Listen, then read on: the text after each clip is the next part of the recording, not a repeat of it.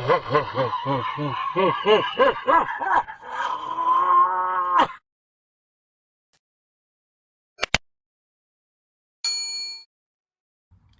guys, welcome back to the channel.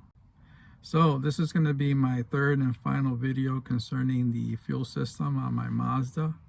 Let me do a little recap for those that are just visiting the channel here for the first time concerning this video. What I did was I had fuel problems with my truck. Ended up being that the fuel pump in the tank died, so that kind of left me stranded. Then I went ahead and put a electric fuel pump out by the fender to get the car going again. But then I wanted to go ahead and modify the truck to where it would have the original mechanical pump run off the motor. And so I went ahead and mounted that, and I went ahead and reconfigured my fuel tank by taking out that old pump and installing a pickup line inside.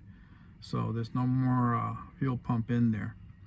But I wanted to make a assist for starting the car up, because if you let the car sit for a couple of days or even a single day, eventually that fuel going to in the float bowl will eventually vent out, and you know, it'll take a few cranks to get the truck going again, to start it up. So I wanted to bypass that by putting a primer fuel going in through the electric. And so this is my little setup of what I configured to get it going that way, and I'm really happy with it, and I think this will help some people out there who want to do the same. So let's go ahead and head back out to the cold. Even though I'm in Florida, it's cold right now, at least for me anyway. I think it reached 60 today, I'm not sure. Anyway, let's head back outside, and I'll show you what I got going on. And hopefully, like I said, it'll help somebody out. I'm sure it will. All right, guys, let's go. Okay, so first I'm going to show the layout of what I got here going on in the engine bay. All right. So here we have the electric fuel pump. Here we have a check valve. Here we have a splitter. Here's your mechanical fuel pump. Let me get over here to show you. Here goes another check valve. Of course, here's my pressure gauge. Here I added a second nipple to the Weber. If you don't have another nipple, or if you don't want to get one, you can always just go ahead and run a splitter right here going to your electric fuel pump. Now over here I found a 12-volt source that when you turn the ignition on, you get 12 volts. Okay, and that's what's powering the pump. Now here is the ground. All right, that ground wire runs all the way through down here. See if I can get it pictured better for you.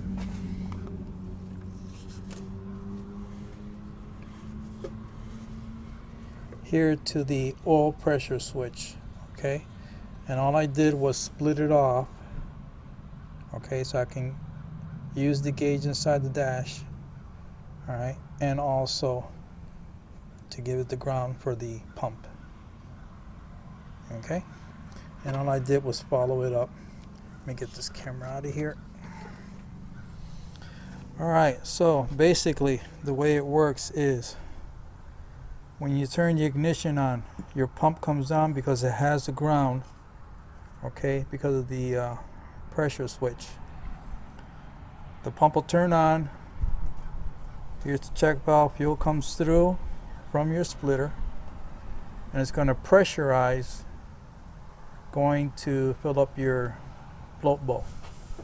Now that fuel can continue to go where you'll get a reading here on your gauge, but it won't go past this check valve. All right, same thing when after you start up your vehicle, this pump will turn off, and then the mechanical pump continues to take over. Fuel will come through here and as it feeds through here, it can't go back because it gets stopped by this check valve. I mean, so far it's been working flawlessly. If I let the truck sit for a couple of days, even one day, I have to crank it quite a bit to get it started. But once it starts, everything's fine. But now it's almost like if the vehicle is fuel injected. I mean, it starts right up on the first crank. Now, since I can't be in two places at one time, I set up this ground here. I already have the key and the ignition switch on. So once I give the ground here, you're going to see that the pump's going to activate, and then you're going to see here that it's going to pressurize this gauge, showing that it's filling the bowl. So let's do that now. You can hear the pump.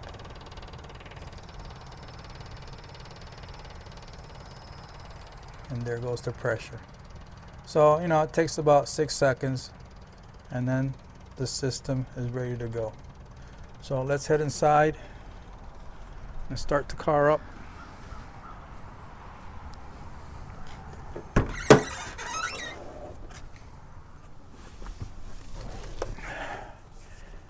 So as you can see here, here's your all pressure switch. You can kind of see it fluctuating maybe. All right, so once I start it up, that's going to go off. And when that goes off, so will the electric pump, and then they'll be just running off the mechanical fuel pump. And there it is. It starts right up. Your all pressure is good, so that means it don't have a ground.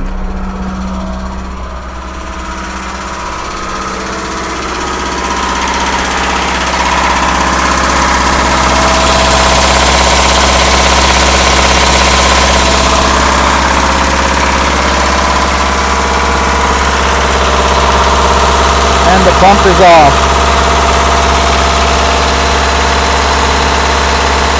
And that's all there is to this one. It works very, very well.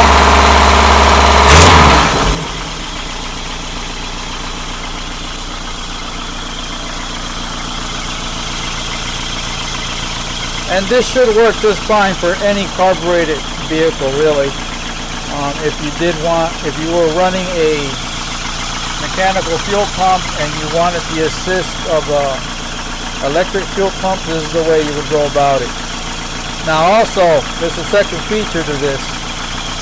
If that mechanical pump was ever to fail, the way I have it set up, I disconnect the ground going to that pressure switch, and I have an extra wire here mounted to the fender. You can see here.